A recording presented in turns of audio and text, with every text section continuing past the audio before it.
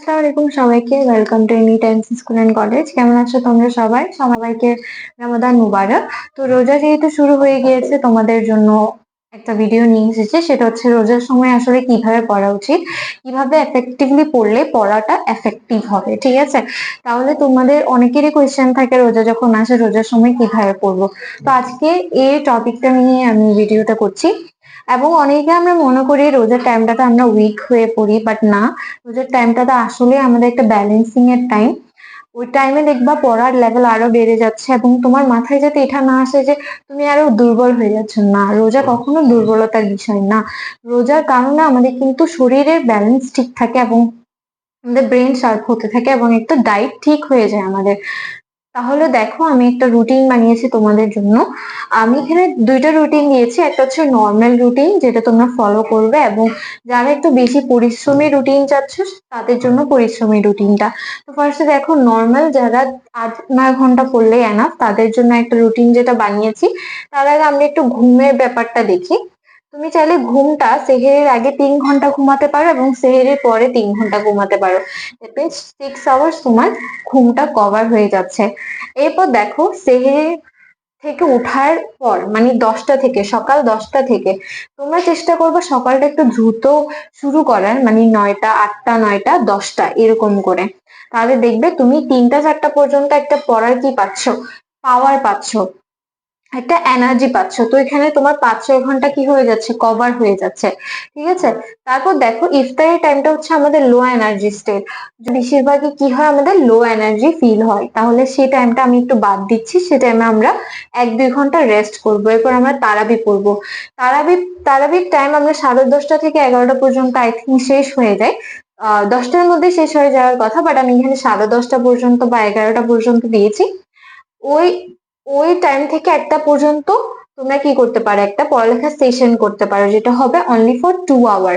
তাহলে দেখো, এখানে টোটাল যদি আমি হিসাব করি, তোমার টোটাল 8 ঘন্টা পড়া হচ্ছে, 8 বা 9 ঘন্টা পড়া হচ্ছে। তোমরা চাইলে এটা ফলো করতে পারো।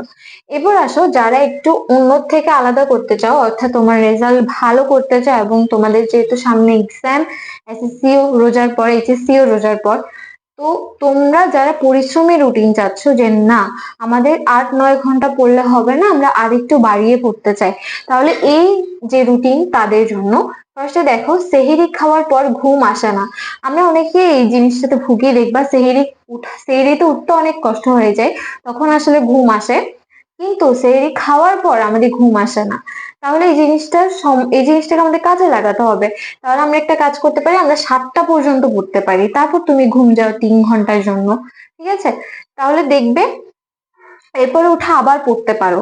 ঠিক আছে, তাহলে এই যে সেহরির পর যে ঘুম আসতেছে না, সেহরি খাওয়ার পর যে অনেকে বিছানায় পড়ে ঘুম যায়, তুমি সেই টাইমে কি করতেছো, পড়তেছো, তাহলে তুমি অন্যের থেকে এগিয়ে গেলা। ঠিক আছে, এরপর ইফতারের পর তুমি 1 থেকে 2 ঘন্টা পড়তে পারো। এই যে তার জন্য যেখানে লো এনার্জি স্টেট, যেখানে গ্যাপ রেখেছে, এখানে যার গ্যাপ, তুমি সে টাইমে তুমি 1 থেকে 2 ঘন্টা পড়ে তোমার পড়া শেষ করতেছো।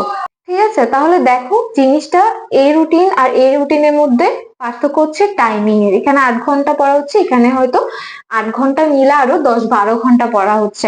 তোমরা চাইলে তোমাদের অনুযায়ী রুটিন ফলো করতে পারো। কারো 8 ঘন্টা পড়লে হয়, আবার কারো 12 ঘন্টা পড়া লাগে। তোমার উপর ডিপেন্ড করে তুমি আসলে কোন রুটিনটা ফলো করতে চাও। ঠিক আছে, তো আশা করি তোমাদের এই রুটিনটা ভালো লাগবে। এবং আমি কিন্তু ওইরকম না যে 11টা থেকে 1টা পর্যন্ত উঠে যাও, এরকম এরকম করো, ওইরকম কোনো রুটিন হয় নাই আজ পর্যন্ত, ফলো হয় নাই। হ্যাঁ, বানানো হয়েছে 200-300 বার, বাট কখনো একবার দুবার ফলো হয়েছে, এরপর আর হয়নি। তো এই রুটিন না দিয়ে আমি তোমাদেরকে দেখানোর চেষ্টা করেছি একটা আইডিয়াল রুটিন, যেটার ধারণা নিয়ে, যেটা আইডিয়া নিয়ে তোমরা তোমাদের মতো করে একটা রুটিন বানাতে পারো। কারণ প্রত্যেকের রুটিন প্রত্যেকটা মানুষের উপর ডিপেন্ড করে যে সে কিভাবে সেটা বানাবে, কারণ প্রত্যেকের লাইফস্টাইল আলাদা। ঠিক আছে, আমি জাস্ট তোমাদেরকে একটা আইডিয়া দিয়ে দিলাম, তোমরা এটা অনুযায়ী তোমাদের রুটিনটা বানিয়ে সাজিয়ে ফেলো। এবং তোমাদের জন্য অনেক অনেক শুভকামনা, সামনে আমাদের পরীক্ষা। এবং সবাইকে আবারও রমাদান মুবারক। দেখা হচ্ছে অন্য এক ভিডিওতে। ততদিন পর্যন্ত সুস্থ থাকো, ভালো থাকো, আর আমার চ্যানেলটিকে সাবস্ক্রাইব করে পাশে থেকে বেল আইকনটি ক্লিক করে রাখো, কারণ এরকম আরো ইম্পর্টেন্ট টপিক নিয়ে আমি কথা বলবো এবং তোমাদের জন্য সাজেশনও আসছে। ভালো থেকো সবাই, আল্লাহ হাফিজ, আসসালামু আলাইকুম।